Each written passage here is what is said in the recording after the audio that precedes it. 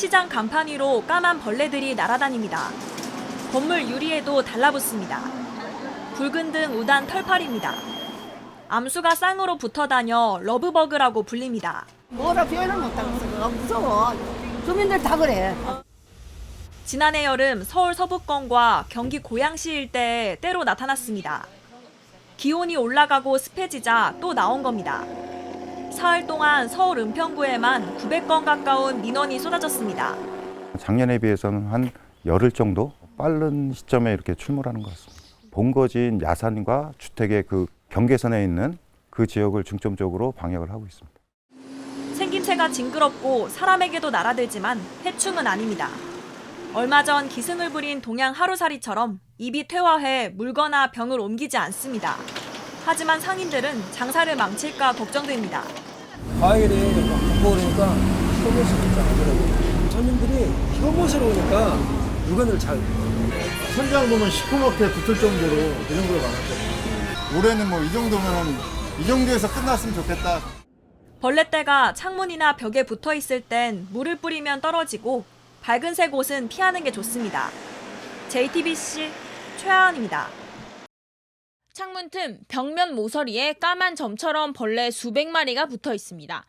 베란다에도 벌레 수십 마리가 죽어 있어 신발을 신을 수가 없을 지경입니다. 온 복도에 복도고 뭐고 뭐 말도 못해. 막 기어다니고 막 죽은 거는 죽어 있고 막 화장실 안에 물에도 막 들어가 있고 엄청 많았어요. 그 변기 몇 마리 막 둥둥 떠다니는 거야. 이 까만 벌레가 출몰하는 지역은 서울 은평구, 경기도 고양시 등 북한산 서북쪽 지역입니다.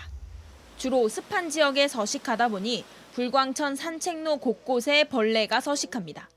운동기구에도 붙어 있어요. 산에 붙어서 간지러웠어요.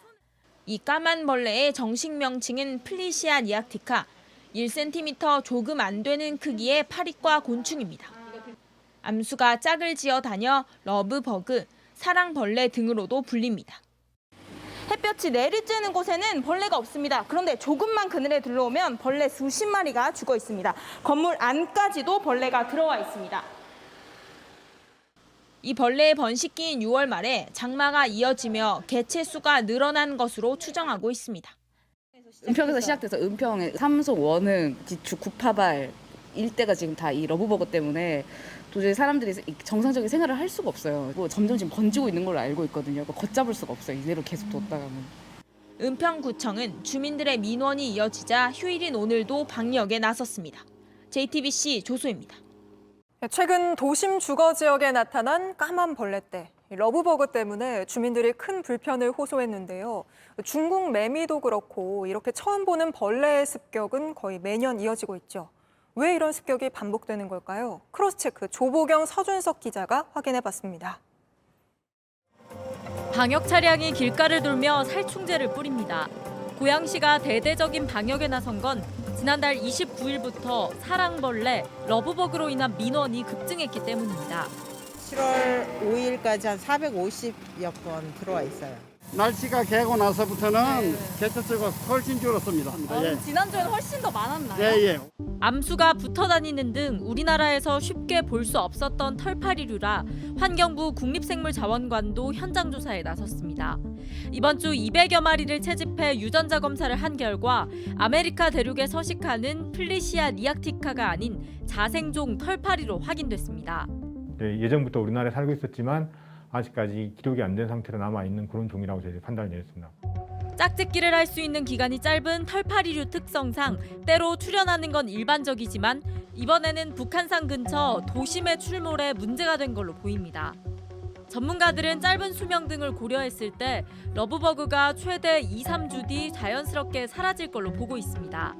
사람에게 해를 끼치지 않는 익충인 만큼 생태계 보존을 위해 방역을 하지 말아야 한다는 주장도 있습니다.